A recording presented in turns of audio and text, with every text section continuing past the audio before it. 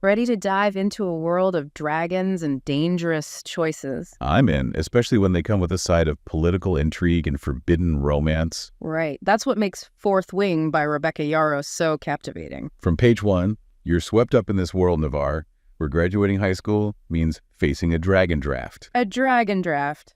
I get nervous just thinking about college applications. Tell me about it. Yeah. But that's the reality for our protagonist, Violet Sorrengail. And let's be real, she's not exactly jumping for joy at the prospect. Not at all. Unlike those gung-ho heroes we often see in fantasy, Violet would much rather, well... have her nose stuck in a book, right? Exactly. Which makes her journey all the more intriguing. Because it's not the typical path to heroism, is it? We're so used to protagonists who crave adventure. But Violet's reluctance, her fear, it adds this whole other dimension. Will she rise to the challenge, or will she crumble under the pressure? It's a question that kept me hooked. And it's not just the external pressures she faces, but the internal ones too. Absolutely. She's got a lot to prove, especially with a mother like General Sorrengail. Talk about intimidating. You said it. I wouldn't want to be on the receiving end of one of her glares. And then there's the shadow of her sister, Mira, the war hero.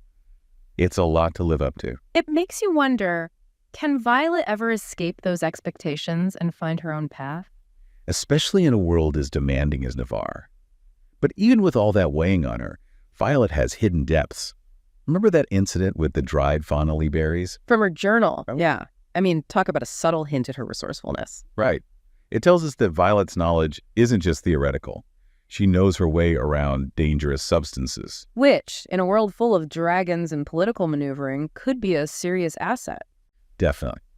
It makes you wonder, is she just clever? Or is there a more cunning side to Violet?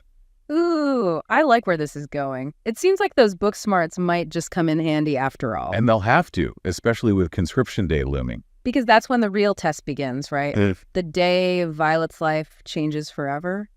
I mean, conscription day, it sounds terrifying. It's not just a ceremony, is it? It's a fight for survival. Yeah, like most graduations, you're worried about tripping on stage, not getting eaten by a dragon. Exactly. And that's where we see Violet's mettle being tested. Threshing. It pushes these cadets to their absolute limits. And remember that scene on the parapet? Oh, that narrow bridge leading to the dragon pens. To talk about a test of nerve. Violet's literally walking a tightrope between her fears and this unknown future. It's a brilliant metaphor for her whole journey, really. And just when you think things can't get any more intense, enter Xaden Riorson. Oh boy, talk about a game changer. He's got complicated written all over him. And those rumors swirling around his lineage, being the son of the great betrayer. It definitely adds another layer of tension to their dynamic. Because you're constantly wondering, what are his motives?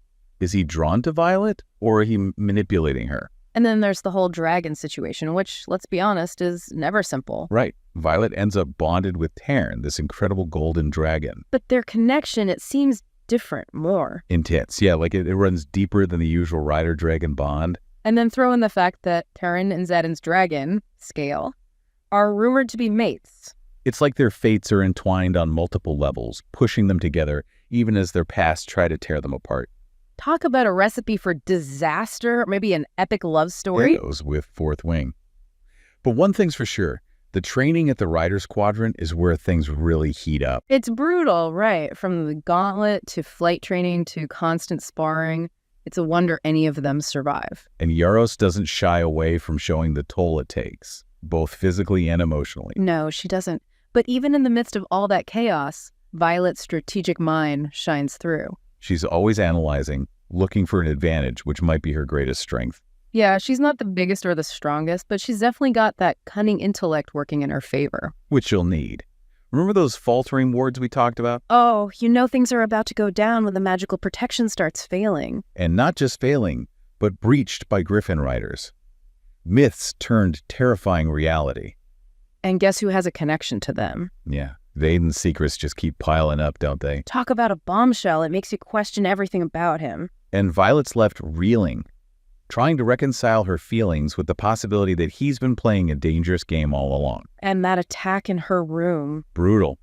It shows that even within the supposedly safe walls of the quadrant, danger lurks everywhere. It's a turning point for their relationship, though, isn't it? Absolutely. We see a different side to Xaden, a protectiveness that hints at something deeper.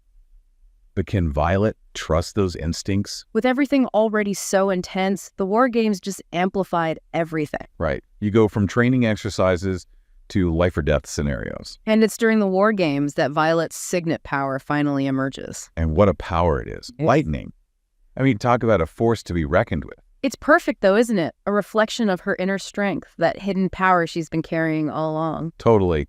But even with a power like that, there are still consequences.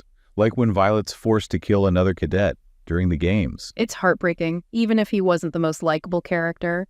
It shows the brutal reality of this world, that sometimes even victory comes at a devastating cost.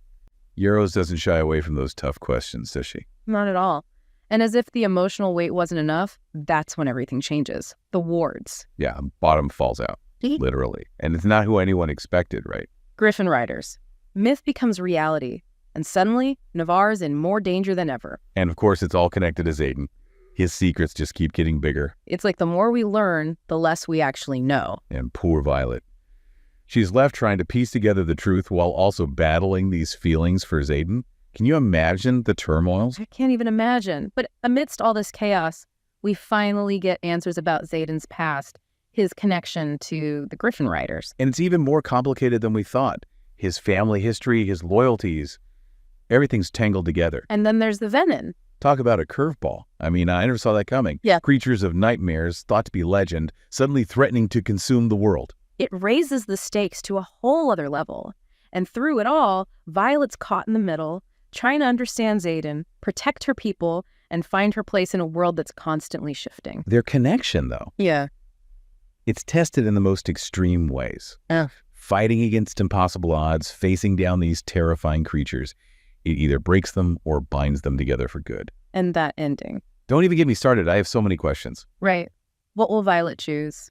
Can she forgive Xaden? And what about Navarre? Can they even survive the Venom? It's the mark of a fantastic book, though, isn't it? Leaving you wanting more, sparking those conversations long after you finished reading. Absolutely. And that's what Rebecca Yarros does so well. Fourth Wing is more than just dragons and romance. It's a story about choice, consequence, and finding strength in the face of overwhelming odds. If you haven't already, do yourself a favor and dive into the world of Fourth Wing. And keep an eye out for the next book in the series, because something tells me the adventure is just beginning. Until next time, happy reading.